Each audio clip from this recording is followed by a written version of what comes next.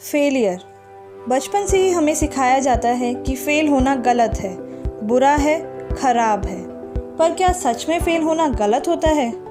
मेरी आज की ये वीडियो देखने के बाद शायद आप भी अपना ये ओपिनियन चेंज कर दें। नमस्कार दोस्तों, मैं हूँ इशिता रावत और आज मैं आपको बताऊँगी कि कैसे फ़ेल होना आपको पीछे नहीं बल्कि आगे बढ़ाता है।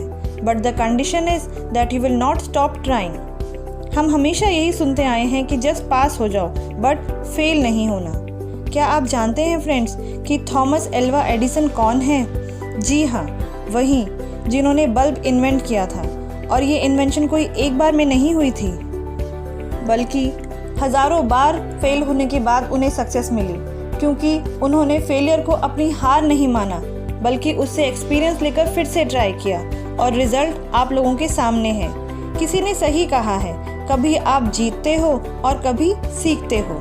चलिए आज मैं आपको एक ऐसी कहानी सुनाती हूँ, एक ऐसे इंसान की जो अपनी लाइफ में कभी फेल नहीं हुआ, पर फिर कुछ ऐसा हुआ जो कभी किसी ने नहीं सोचा था। एक फैमिली थी जिसमें एक हस्बैंड वाइफ और उनका एक बेटा था।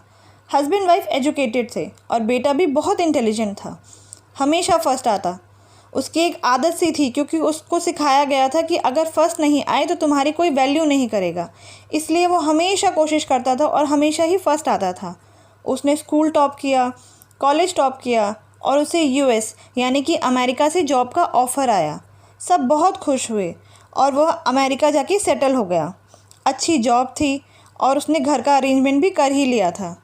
कुछ समय बाद उसने शादी कर ली और उसके 2 बच्चे भी हुए।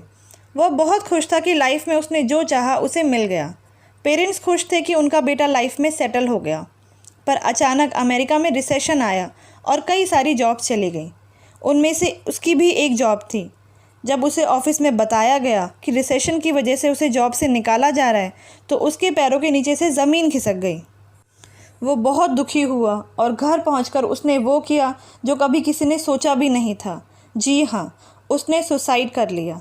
पंखे से लटककर उसने अपनी जान दे दी और उसकी उम्र थी सिर्फ 32 साल। तो दोस्तों, गलती कहाँ हुई?